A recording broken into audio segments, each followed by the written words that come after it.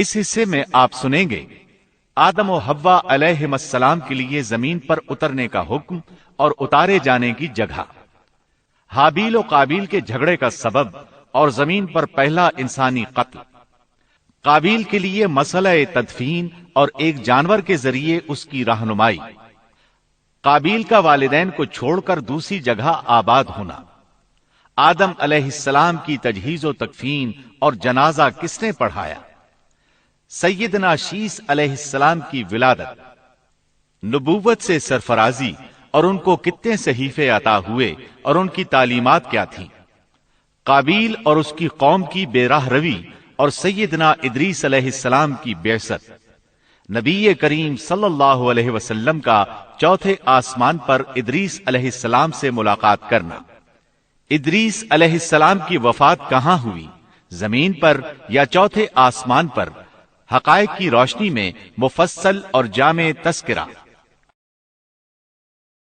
اللہ کا حکم ہوا، قال اهبطوا، جنت سے اتر جاؤ، مزید فرمایا، بعضكم لبعض عدو وَلَكُمْ فِي الْأَرْضِ مُسْتَقَرٌّ وَمَتَاعٌ إِلَىٰ حِينٍ۔ تم آپس میں ایک دوسرے کے دشمن ہوگے اور تمہارے واسطے زمین میں رہنے کی جگہ ہے اور ایک وقت تک نفع حاصل کرنا ہے۔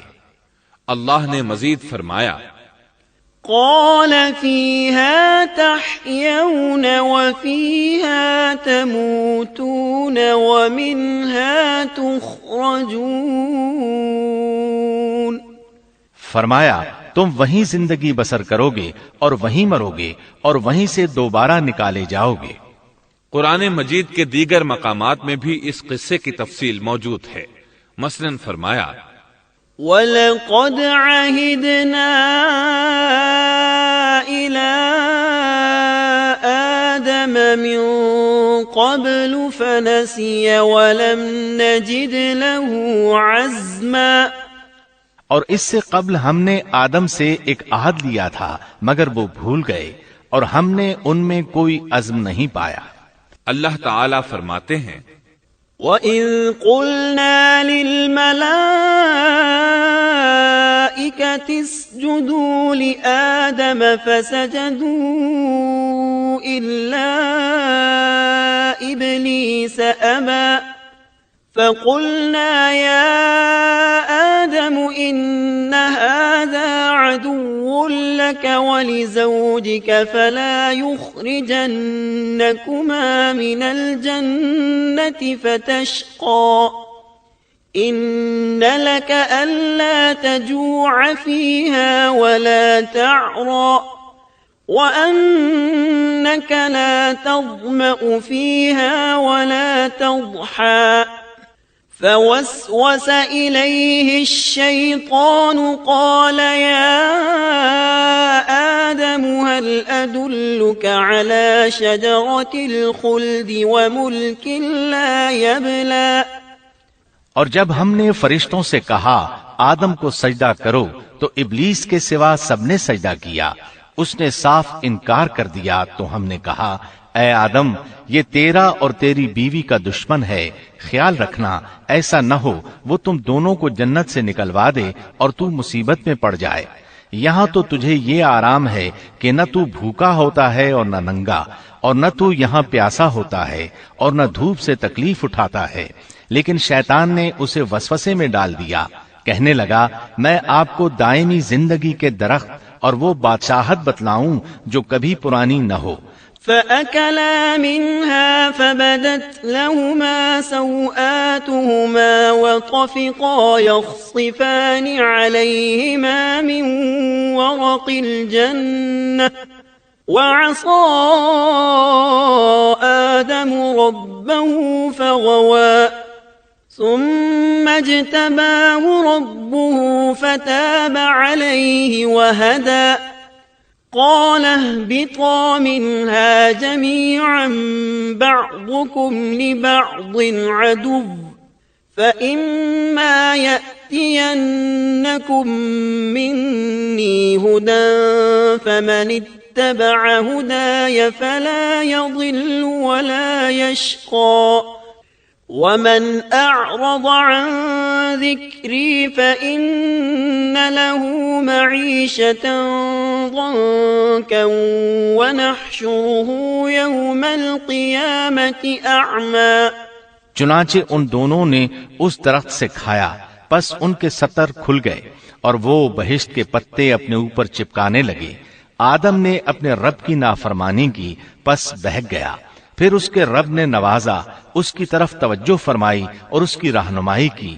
حکم ہوا تم دونوں یہاں سے اتر جاؤ، تم آپس میں ایک دوسرے کے دشمن ہو.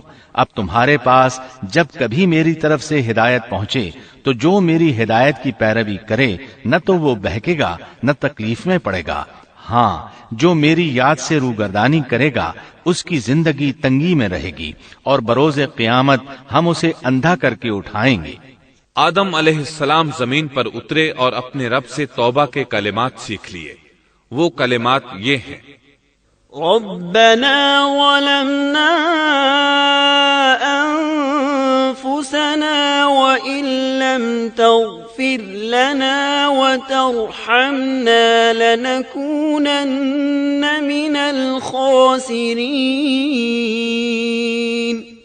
اے ہمارے رب، ہم نے اپنا نقصان کیا اور اگر تو نے ہم پر مغفرت و رحمت نہ فرمائی تو ہم خسارہ اٹھانے والوں میں سے ہو جائیں گے. آدم علیہ السلام زمین پر اترے اور ان کے ساتھ حوا علیہ السلام بھی اتری اور ان کے ساتھ ہی ابلیس کو بھی اتارا گیا. یہ کس جگہ پر اترے اس بارے میں اختلاف پایا جاتا ہے، لیکن ابن عباس رضی اللہ عنہ کی بات راجح محسوس ہوتی ہے کہ آدم علیہ السلام کو ہند میں اور حوا علیہ السلام کو جدے میں اتارا گیا.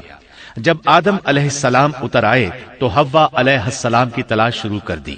زمین میں ان کی تلاش میں سرگرداں ہوئے. آخر کار میدان عرفات میں دونوں کی ملاقات ہو گئی. چونکہ میدان عرفات میں دونوں نے ایک دوسرے کی معرفت حاصل کی تھی اور ان کا آپس میں تعارف ہوا تھا، لہٰذا اسی مناسبت سے اس میدان کا نام عرفات مشہور ہو گیا. پھر اللہ تعالیٰ نے زمین کے اندر انسانوں کو پھیلانا شروع کیا اور زمین کو مردوں اور عورتوں سے آباد کر دیا. امام طبری رحمت اللہ علیہ بیان کرتے ہیں کہ حوا علیہ السلام نے آدم علیہ السلام کے لیے 20 ولادتوں میں 40 بچوں کو جنم دیا. ہر بار 2 بچوں کو جنم دیتی تھی، ایک لڑکا ہوتا ایک لڑکی. سب سے پہلا جوڑا قابیل اور اس کی بہن قمیم کا تھا. پھر انسانوں کی افزائش شروع ہوئی، آبادی میں اضافہ ہونے لگا. اللہ نے آدم علیہ السلام ہی کو ان کا نبی متعین کر دیا. وہ انہیں دین سکھاتے رہے. اس وقت تمام لوگ موحد تھے، خالص توحید کو اپنانے والے تھے، یعنی کان الناس امۃ واحدہ، تمام لوگ ایک ہی امت کے تھے. ان میں شرک کا شائبہ بھی نہ تھا. ابن جریر اور ابن کثیر رحمہم اللہ نے ابو موسیٰ اشعری رضی اللہ عنہ کی روایت بیان کی ہے، اللہ نے جب آدم علیہ السلام کو جنت سے زمین پر اتارا تو انہیں ہر چیز کی کاریگری اور صنعت کا علم تھا. جب وہ اترے تو عالم بھی تھے، لباس میں ملبوس بھی تھے، کام کاج کے تمام طریقوں سے باخبر بھی تھے، لوہے، آگ، لکڑی اور کپڑے کے استعمال سے بھی بخوبی واقف تھے.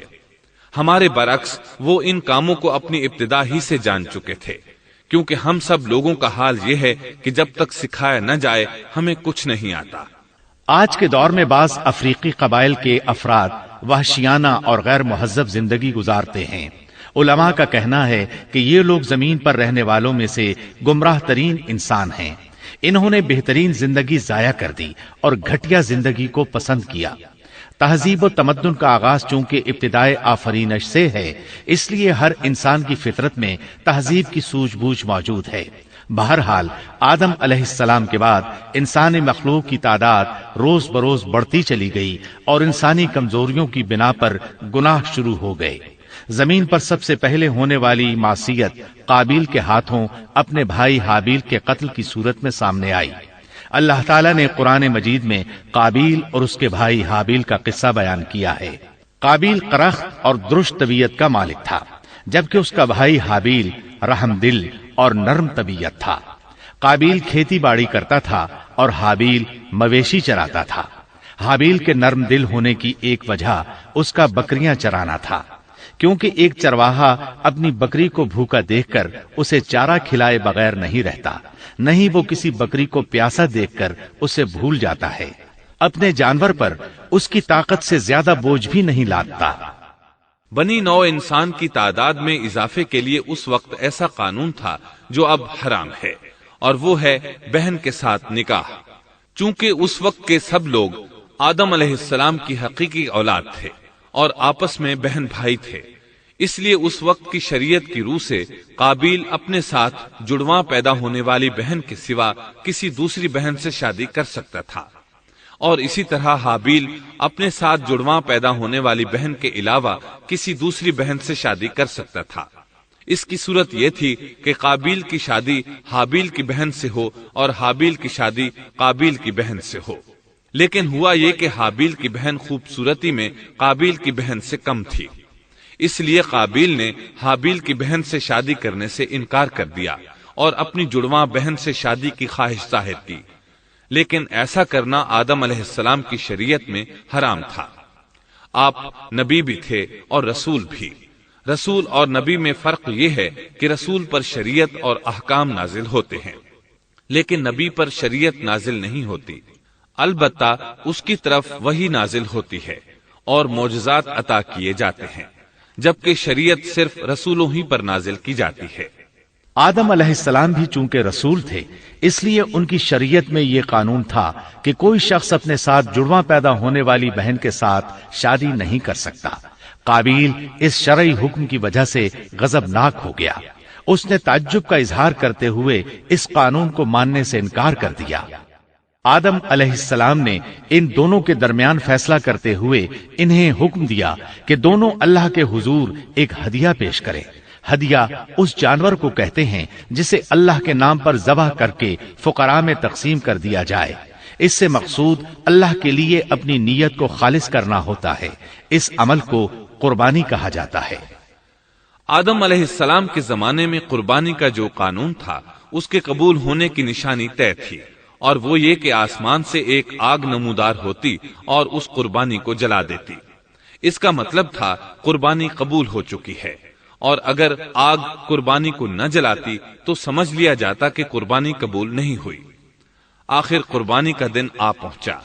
حابیل نے اپنے مویشیوں میں سے ایک بہترین جانور لیا اور قربان گاہ میں لا کر اللہ کے حضور پیش کر دیا۔ دوسری طرف قابیل نے اپنی کھیتی کے غلے میں سے ردی قسم کا غلہ قربانی کے لیے پیش کیا۔ دوسرے دن دونوں قربان گاہ پہنچے تو انہوں نے دیکھا کہ حابیل کی قربانی قبول ہو چکی ہے، جبکہ قابیل کی قربانی کو آگ نے چھوا تک نہیں تھا۔ یہ دیکھ کر قابیل حابیل پر غضبناک ہوا۔ شیطان نے بھی اسے وسوسے میں مبتلا کیا کہ اپنے بھائی کو قتل کر دے۔ اس نے اپنے بھائی حابیل کو جان سے مار ڈالنے کا پختہ ارادہ کر لیا۔ اس وقت تک روئے زمین پر کوئی انسان قتل نہیں ہوا تھا۔ انسانی تاریخ میں یہ پہلا قتل ہے جس کا ارتکاب قابیل نے کیا۔ وہ اپنے بھائی حابیل کے پاس گیا اور اس سے بولا، میں تجھے قتل کر دوں گا۔ جواب میں حابیل نے کہا، اگر تو مجھے قتل کرنے کی کوشش کرے گا تو میں اپنے دفاع میں ہاتھ نہیں اٹھاؤں گا، اس لیے کہ میں چاہتا ہوں تو اپنے دیگر گناہوں کے ساتھ میرے قتل کا گناہ بھی اٹھا لے، تیرے گناہ زیادہ ہو جائیں۔ چنانچہ ایک تاریک رات میں حابیل سویا ہوا تھا کہ قابیل ایک بڑا سا پتھر اٹھا کر اس کے پاس آیا۔ اس نے وہ پتھر اپنے بھائی کے سر پر دے مارا۔ اس طرح اس نے حابیل کو قتل کر دیا، روئے زمین پر قتل کی ابتدا کر دی، زمین کو پہلے خون سے رنگ دیا۔ تاریخ انسانی میں یہ سب سے پہلا جرم تھا جو قابیل کے ہاتھوں ہوا۔ قتل تو وہ کر بیٹھا، اب حیران اور پریشان ہوا کہ اس کی لاش کا کیا کرے۔ اس وقت تک نسل انسانی موت سے بھی دوچار نہیں ہوئی تھی۔ آدم علیہ السلام کی اولاد میں سے اس وقت تک کوئی فوت نہیں ہوا تھا، اس لیے قابیل کو معلوم نہیں تھا کہ مردے کے ساتھ کیا کیا جائے۔ اسی کشمکش کے عالم میں اس نے بھائی کی لاش کو کمر پر اٹھا لیا اور چل پڑا۔ چلا جا رہا تھا کہ اللہ نے 2 کوے بھیجے۔ دونوں کوے آپس میں لڑ پڑے، ایک نے دوسرے کو ہلاک کر دیا۔ اب زندہ کوا مٹی کھودنے لگا۔ اس طرح اس نے ایک گڑھا تیار کر لیا۔ مردہ کوے کو اس میں رکھا اور اوپر مٹی ڈال دی۔ اس طرح قابیل کو دفن کا طریقہ معلوم ہوا۔ اس نے بھی گڑھا کھودا اور حابیل کی لاش کو اس میں دبا دیا۔ وہ اپنے کیے پر نادم ضرور تھا، لیکن اس نے اللہ سے معافی نہ مانگی، جبکہ انسان کے لیے ضروری ہے کہ اس سے کوئی گناہ ہو جائے تو اللہ سے معافی مانگے۔ قابیل اور حابیل کے درمیان جو مکالمہ ہوا، اللہ تعالیٰ نے اس کا ذکر سورہ مائدہ آیت 27 تا 29 میں کیا ہے۔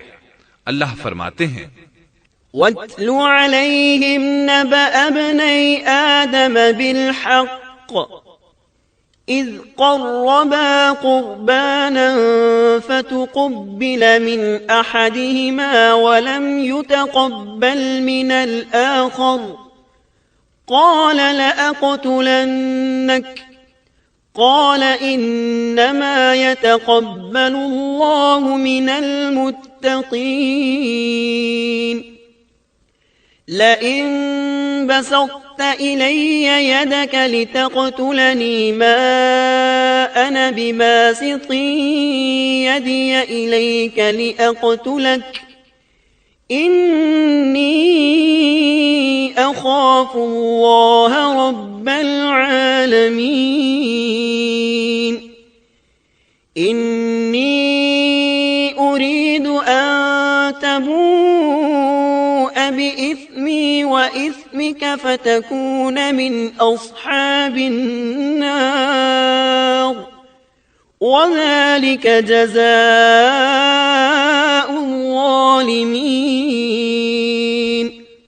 آدم علیہ السلام کے دونوں بیٹوں کا کھرا کھرا حال بھی انہیں سنا دو۔ ان دونوں نے ایک نذرانہ پیش کیا، ان میں سے ایک کی نذر تو قبول ہو گئی اور دوسرے کی قبول نہ ہوئی تو وہ کہنے لگا میں تجھے مار ہی ڈالوں گا۔ اس نے کہا اللہ تقوی والوں ہی کا عمل قبول کرتا ہے، گو تو میرے قتل کے لیے دسترازی کرے لیکن میں تیرے قتل کے لیے ہرگز اپنا ہاتھ نہیں بڑھاؤں گا۔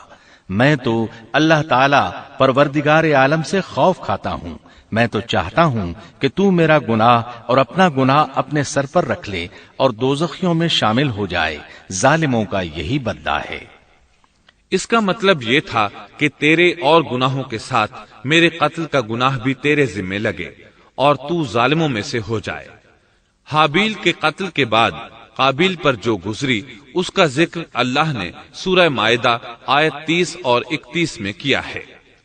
فطوعت له نفسه قتل أخيه فقتله فأصبح من الخاسرين فبعث الله غرابا يبحث في الأرض ليريه كيف يواري سوءة أخيه قال يا ويلتى أعجزت أن أكون مثل هذا الغراب فأواري سوءة أخي فأصبح من النادمين۔ پس اسے اس کے نفس نے اپنے بھائی کے قتل پر آمادہ کر دیا اور اس نے اسے قتل کر ڈالا، اس سے وہ نقصان والوں میں سے ہو گیا۔ پھر اللہ تعالیٰ نے ایک کوے کو بھیجا جو زمین کھود رہا تھا تاکہ اسے دکھائے کہ وہ کس طرح اپنے بھائی کی ناش کو چھپا سکتا ہے۔ وہ کہنے لگا ہائے افسوس، کیا میں ایسا کرنے سے بھی گیا گزرا ہو گیا کہ اس کوے کی طرح اپنے بھائی کی لاش کو دفنا دیتا۔ پھر تو بڑا ہی پشیمان اور شرمندہ ہوا۔ امام احمد، ترمذی اور ابو داود نے سیدنا سعد بن ابی وقاص رضی اللہ عنہ سے روایت کی ہے کہ انہوں نے سیدنا عثمان رضی اللہ عنہ کی شہادت کے فتنے کے وقت فرمایا میں گواہی دیتا ہوں کہ رسول اکرم صلی اللہ علیہ وسلم نے فرمایا تھا ایک بہت بڑا فتنہ رونما ہوگا، اس میں بیٹھنے والا کھڑے ہونے والے سے بہتر ہوگا اور کھڑا ہونے والا چلنے والے سے بہتر ہوگا اور چلنے والا دوڑنے والے سے بہتر ہوگا۔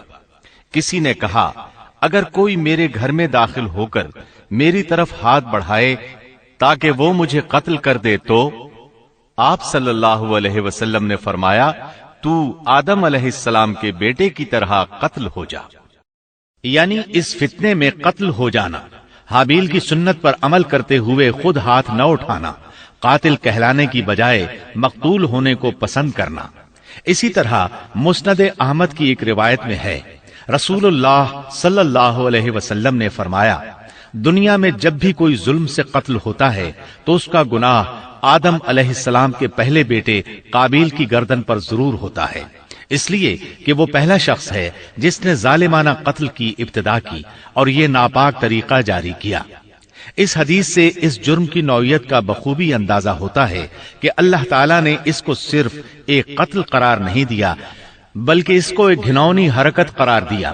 قیامت تک آنے والے لوگ جو اس گناہ کے مرتکب ہوں گے ان کا کچھ گناہ قابیل کے حساب میں ڈالا جائے گا۔ حابیل کو قتل کرنے کے بعد قابیل نے اپنی بیوی کو ساتھ لیا اور دور دراز نرم زمین کے پاس جا کر رہائش پذیر ہو گیا اور آدم علیہ السلام کے سامنے تک نہ ہوا۔ آدم علیہ السلام پہاڑوں کے قریب ایک بستی میں رہ رہے تھے، یہ ان سے بہت دور جا بسا تھا۔ اس طرح قابیل کا آدم علیہ السلام سے رابطہ بالکل ختم ہو گیا اور اس سے ایک نئی نسل کی ابتدا ہوئی۔ فحاشی اور اریانی کو ان کے ہاں عروج حاصل تھا۔ عبادت یہ لوگ اگرچہ اللہ ہی کی کرتے تھے لیکن آدم علیہ السلام کی شریعت کے خلاف بے حیائی کے دل دادا تھے۔ تقوی کی قلت، احکام الہی کی نافرمانی اور فحاشی کا فروغ ان کے شب و روز کا معمول تھا۔ اس کے بعد لوگ دو گروہوں میں تقسیم ہو گئے، شریر اور برے لوگ قابیل کے ساتھ مل گئے اور آدم علیہ السلام کے دیگر بیٹے اور نیک لوگ آدم علیہ السلام کے ساتھ مل گئے۔ آدم علیہ السلام 960 سال زندہ رہے۔ ان کی کل عمر تو 1000 سال تھی لیکن 40 سال کم کر دی گئی۔ سیدنا ابو ہریرہ رضی اللہ عنہ بیان کرتے ہیں کہ رسول اللہ صلی اللہ علیہ وسلم نے فرمایا، جب اللہ نے آدم علیہ السلام کو پیدا فرمایا تو ان کی پیٹھ پر ہاتھ پھیرا، اس طرح قیامت تک جتنے انسان پیدا ہونے والے تھے ان کی روحیں وجود میں آ گئیں۔ پھر ہر انسان کی آنکھوں کے درمیان ایک نور رکھ کر آدم علیہ السلام کے سامنے پیش کیا۔ انہوں نے پوچھا، یا اللہ یہ کون ہے؟ اللہ نے فرمایا، یہ تیری اولاد ہے۔ ان میں سے ایک کی پیشانی کی چمک آدم علیہ السلام کو بہت اچھی لگی۔ انہوں نے پوچھا، یا اللہ یہ کون ہے؟ جواب ملا، یہ تیری اولاد میں سے بہت دور جا کر ہیں، ان کا نام داؤد ہے۔ پوچھا، ان کی عمر کتنی ہے؟ فرمایا 60 سال۔ آدم علیہ السلام کہنے لگے، یا اللہ 40 سال میری عمر میں سے ان کی عمر میں شامل کر دے۔ اس سلسلے میں دوسری روایت یوں آئی ہے، جب آدم علیہ السلام کی روح قبض کرنے کے لیے فرشتہ آیا تو وہ کہنے لگے، میری عمر میں تو ابھی 40 سال باقی ہیں۔ اس وقت ان کی عمر 960 سال تھی۔ انبیاء اپنی عمر سے واقف ہوتے ہیں۔ فرشتے نے کہا، کیا آپ کو یاد نہیں آپ نے اپنی عمر کے 40 سال اپنی اولاد داؤد کو ہبہ کر دیے تھے؟ رسول اللہ صلی اللہ علیہ وسلم نے فرمایا، چونکہ آدم علیہ السلام نے انکار کیا تو ان کی اولاد بھی انکار کی عادی ہے۔ آدم علیہ السلام خود بھول گئے، ان کی اولاد بھی بھولتی ہے۔ آدم علیہ السلام نے خطا کی، ان کی اولاد بھی خطا کرتی ہے۔ حابیل کے قتل کے بعد اللہ تعالیٰ نے آدم اور حوا علیہم السلام کو اس کا نعم البدل عطا کیا۔ اس کا نام انہوں نے شیس رکھا۔ شیس کا مطلب ہے اللہ کا دیا ہوا تحفہ۔ حابیل کے قتل پر آدم اور حوا علیہم السلام دونوں بہت غمگین ہوئے، اس لیے اللہ نے بدلے میں انہیں شیس علیہ السلام عطا فرمائے۔ سیدنا ابو ذر غفاری رضی اللہ عنہ سے مروی ایک صحیح حدیث میں ہے کہ رسول اللہ صلی اللہ علیہ وسلم نے فرمایا، اللہ تعالیٰ نے 104 صحیفے نازل فرمائے، ان میں سے 50 صحیفے شیس علیہ السلام پر نازل ہوئے۔ ان صحیفوں میں ایسے قوانین، اصول اور ضابطے تھے جن سے انسانیت کی زندگی منظم ہوتی ہے۔ شیس علیہ السلام نے آدم علیہ السلام سے علم حاصل کیا، لیکن آدم علیہ السلام کا تمام علم وہ حاصل نہ کر سکے، اس لیے کہ آدم علیہ السلام نے بالمشافہہ اللہ تعالی سے علم حاصل کیا تھا اور بہت سی اشیاء کا علم اللہ تعالی نے انہیں سکھا دیا تھا، اس لیے وہ تمام علماء سے بڑھ کر عالم تھے۔ شیس علیہ السلام نے آدم علیہ السلام سے علوم سیکھ کر لوگوں کو سکھائے۔ لوگوں نے ان سے مختلف علوم، فنون اور پیشے سیکھے۔ انہیں شہروں میں رہنے سہنے کے بارے میں تعلیم دی۔ दिन रात के हिसाबात से उन्हें आगाह किया और उन्हें बताया कि किन औकात में वो अल्लाह की इबादत करें और इबादत के तरीके उन्हें सिखाए। अहादीस में इसकी वजाहत मिलती है। इमाम अहमद रहमतुल्लाह अलैह बयान करते हैं कि अबू जमा सादी कहते हैं कि उन्होंने मदीने में एक शेख को लोगों से कलाम करते देखा तो उनके मुतालिक पूछा, ये कौन शख्स है? लोगों ने बताया कि ये उबई बिन काब रजी अल्लाह अन्हु हैं। बड़े सहाबा में उनका शुमार होता है। तमाम मुसलमानों से बढ़कर कुरान और उसकी तफसीर के आलिम हैं। अबू जमा फरमाते हैं कि उबई बिन काब रजी अल्लाह अन्हु उस वक्त ये वाकया बयान कर रहे थे कि जब आदम अलैहिस्सलाम की वफात का वक्त करीब आया तो उन्होंने अपने बेटों से फरमाया, मेरा जन्नत के फल खाने को जी चाहता है। जन्नत के फल दुनियावी फलों जैसे ही होते हैं। सेब, अनार, अंगूर ये सब जन्नत में मौजूद थे। जन्नत के और दुनिया के फलों में फर्क ये है कि दुनियावी फल बदबूदार हो जाते हैं जबकि जन्नती फल कभी बदबूदार नहीं होते। इसी तरह दुनियावी फलों का जायका आर्जी होता है जबकि जन्नती फलों का जायका हमेशा बरकरार रहता है। इसलिए आदम अलैहिस्सलाम ने चाहा कि वो जन्नत के फल खाएं। चुनाचे उनके बेटे तलाश में निकल गए। उन्होंने अपने साथ कुल्हाड़े, कुदालें और टोकरियां ले ली। रास्ते में उन्हें फरिश्ते मिले। उनके पास आदम अलैहिस्सलाम का कफन और खुशबू वगैरह थी। उन्होंने पूछा, आदम के बेटो, किस चीज की तलाश में हो? कहां जा रहे हो? उन्होंने जवाब में कहा, हमारे वालिद मरीज हैं, उन्हें जन्नत के फलों की ख्वाहिश है। फरिश्ते उनके सामने इंसानी शक्ल में आए थे। उनकी बात सुनकर बोले, वापस जाओ, तुम्हारे वालिद फौत होने के करीब हैं। अब उनमें इतनी ताकत नहीं रही कि फल खा सकें। जब फरिश्ते आदम अलैहिस्सलाम की रूह कब्ज करने के लिए आए तो हव्वा अलैहिस्सलाम ने उन्हें पहचान लिया। वो बुलंद आवाज से आदम अलैहिस्सलाम को पुकारने लगी। उनके साथ चिमड़ गईं। आदम अलैहिस्सलाम बोले, मुझसे अलग हो जाओ, पहले भी मुझे तुम्हारी वजह से मुसीबत पहुंची थी। मेरे और मेरे रब के फरिश्तों के दरमियान से हट जाओ। फिर फरिश्तों ने आदम अलैहिस्सलाम की रूह कब्ज की, उन्हें गुस्ल दिया, कफन पहनाया, खुशबू लगाई, आपकी कब्र खोदी। फिर उन्होंने आदम अलैहिस्सलाम की नमाज जनाजा अदा की। उसके बाद उन्हें कब्र में उतारा, फिर ऊपर मिट्टी डाल दी और बोले, आदम के बेटो, तुम्हारे लिए यही तरीका है। उस वक्त तक लोग कफन दफन के अहकामात से वाकिफ नहीं थे। उन्हें इल्म न था कि काबिल ने अपने भाई को कैसे दफन किया था। इसलिए फरिश्तों को भेजा गया ताकि तदफीन का तरीका बता दें। तो इस तरह इंसान को दफन करने का तरीका मालूम हुआ जो फरिश्ते लेकर आए थे।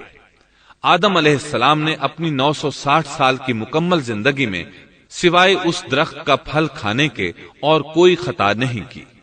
ये था हमारे बाप सैयदिना आदम अलैहिस्सलाम का उसवा और सीरत तैयबा का हाल। आपकी वफात के 1 साल बाद हव्वा अलैहिस्सलाम भी वफात पा गईं। आदम अलैहिस्सलाम की वफात के बाद उनके बेटे शीस अलैहिस्सलाम ने उनकी जिम्मेदारियां संभाल ली। अब तबलीग का काम उन्हें करना था। उधर काबिल जो नर्म जमीन में जा आबाद हुआ था, उसकी औलाद ने फितना और फसाद और सरकशी की जिंदगी इख्तियार की। उन्होंने कत्ल गारत गरी का बाजार गर्म कर दिया। ये लोग आदम अलैहिस्सलाम की कौम के पास से गुजरते तो वहां भी फसाद मचाते। इब्ने अब्बास रजी अल्लाह अन्हुमा सूरतुल अहज़ाब आयत 33 की तफसीर करते हुए फरमाते हैं, वला तबर्रजन तबर्रुजल जाहिलियतिल ऊला, पुराने जमाने की जाहिलियत की तरह अपने बनाव का इजहार ना किया करो।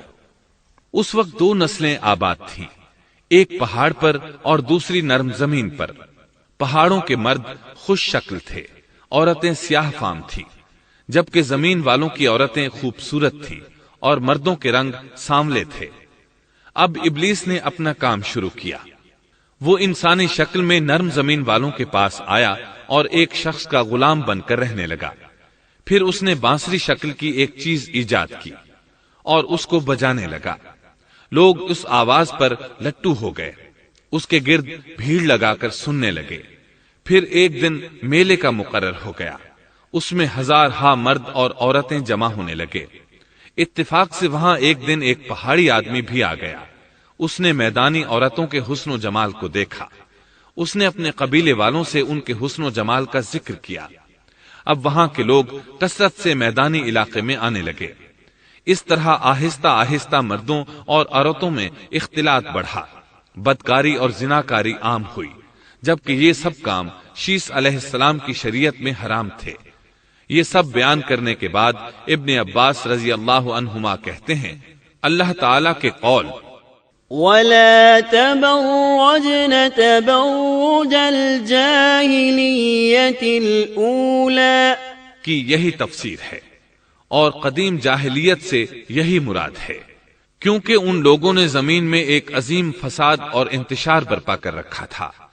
شیس علیہ السلام اپنی قوم کے لوگوں کو سمجھاتے رہے کہ وہ ان شریر اور فسادی لوگوں کے ساتھ میل جول نہ رکھیں، لیکن شیطان مسلسل انہیں ورغلاتا رہا، یہاں تک کہ شیس علیہ السلام کے ساتھ بہت تھوڑے لوگ رہ گئے اور قابیل کی قوم میں بہت اضافہ ہو گیا۔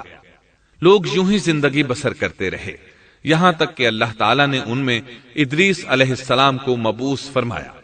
چنانچہ اب ہم آپ کو ادریس علیہ السلام کے بارے میں بتاتے ہیں۔ ایک حدیث میں ہے کہ آدم اور شیس علیہ السلام کے بعد ادریس علیہ السلام پہلے نبی ہیں۔ ایک دوسری حدیث میں ہے کہ ادریس علیہ السلام پہلے نبی ہیں جنہوں نے قلم کے ذریعے لکھا اور لوگوں کو کتابت سکھائی۔ حافظ ابن کثیر نے ان کا حلیہ کچھ یوں بیان کیا ہے: پورا قد و قامت، خوبصورت، خوب رو، گھنی داڑھی، عمدہ اوصاف کے مالک، چوڑے کندھے، مضبوط ہڈیاں، دبلے پتلے، سرمگی چمکدار آنکھیں، گفتگو باوقار، خاموشی پسند، سنجیدہ اور متین، چلتے ہوئے نظر نیچی، انتہائی فکر و خوض کے عادی، غصے کے وقت سخت غضبناک، باتیں کرنے میں شہادت کی انگلی سے بار بار اشارہ کرنے کے عادی۔ ادریس علیہ السلام شیس علیہ السلام کی شریعت پر عمل پیرا رہے، چونکہ ادریس علیہ السلام رسول بھی تھے، اس لیے اللہ کی طرف سے مستقل ان پر شریعت نازل ہوئی، جس کی تشریح و تفسیر کر کے لوگوں کو احکام الہی سے آگاہ فرماتے۔ ادریس علیہ السلام نے جب دیکھا کہ مفسدین ایمان والوں پر ظلم و زیادتی کر رہے ہیں، ان کا فساد بڑھتا جا رہا ہے، اور سمجھانے کے باوجود یہ لوگ باز نہیں آ رہے، تو انہوں نے اپنے پیروکاروں کو جہاد کا حکم دیا۔ ادریس علیہ السلام پہلے شخص ہیں جنہوں نے اللہ کے راستے میں جہاد کیا، غنیمتیں حاصل کی اور دشمنوں کو قیدی بنایا، لیکن غنیمتیں اور قیدی ان کے لیے حلال نہیں تھے۔ رسول اللہ صلی اللہ علیہ وسلم پہلے رسول ہیں جن کے لیے غنیمتیں حلال کی گئیں، لیکن یہ بات یقینی ہے کہ جہاد سب سے پہلے ادریس علیہ السلام نے کیا۔ انہوں نے جہاد کے لیے سب سے پہلے ایک لشکر تیار کیا، پھر اس لشکر کو 2 حصوں میں تقسیم کیا۔ ایک حصہ پیادوں پر مشتمل تھا، دوسرا سواروں پر۔ چنانچہ بھرپور تیاری کے بعد ادریس علیہ السلام نے قابیل کی قوم پر چڑھائی کر دی۔ حق و باطل کے درمیان زبردست مارکے ہوئے۔ آخرکار ادریس علیہ السلام نے انہیں گھٹنے ٹیکنے پر مجبور کر دیا، ان کا بہت سا مال و اسباب لوٹ لیا اور لوگوں کو قیدی بنا لیا۔ اللہ تعالیٰ نے ان تمام باتوں کا ذکر نہیں فرمایا، بلکہ اللہ نے ان کی سیرت کے بارے میں اپنی کتاب قرآن مجید میں اشارتاً ذکر فرمایا ہے۔ مثلا سورہ مریم آیات 56 اور 57 میں ارشاد ہوتا ہے: وَاذْكُرْ فِي الْكِتَابِ إِدْرِيسَ إِنَّهُ كَانَ صِدِّيقًا نَبِيًّا وَرَفَعْنَاهُ مَكَانًا عَلِيًّا۔ اور اس کتاب میں ادریس کا بھی ذکر کر، وہ بھی نیک کردار نبی تھے، ہم نے انہیں بلند مقام پر اٹھایا۔ ان کے بلند مرتبے کے بارے میں بخاری اور مسلم میں حدیث موجود ہے کہ نبی کریم صلی اللہ علیہ وسلم نے فرمایا، میں نے معراج کی رات 4تھے آسمان پر ادریس علیہ السلام سے ملاقات کی، وہ 4تھے آسمان پر بلند مقام پر فائز تھے۔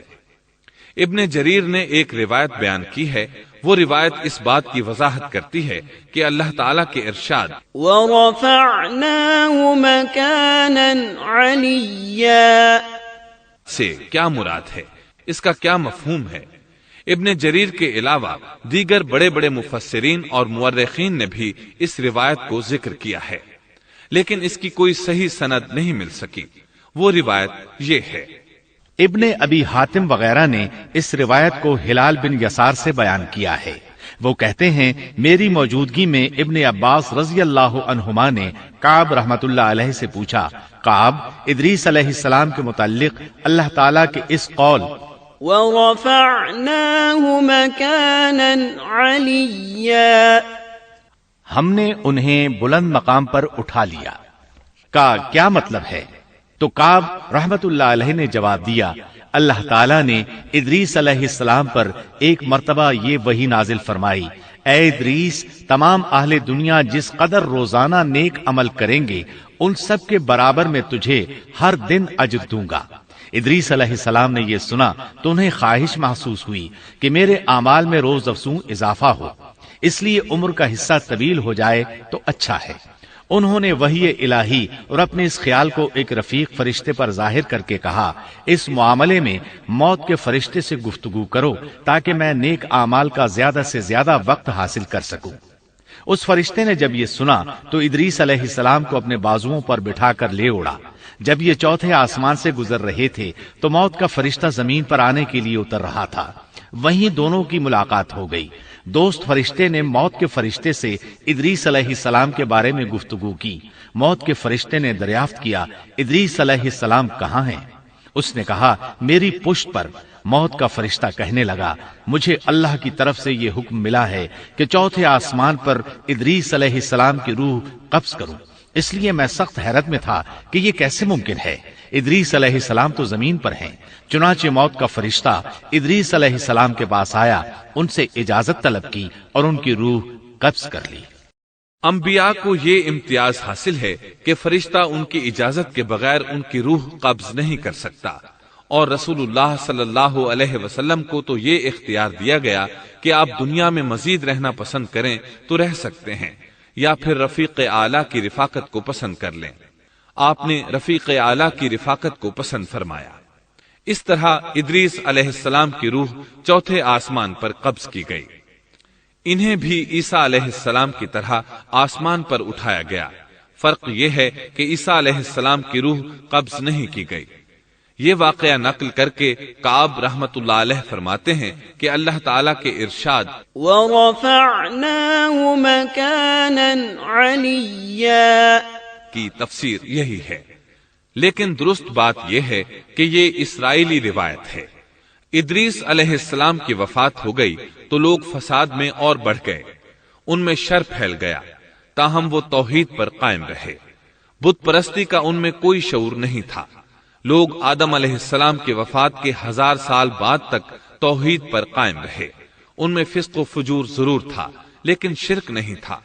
اللہ تعالیٰ کے اس ارشاد كان الناس أمة واحدة دراصل لوگ ایک ہی امت تھے کا یہی مطلب ہے۔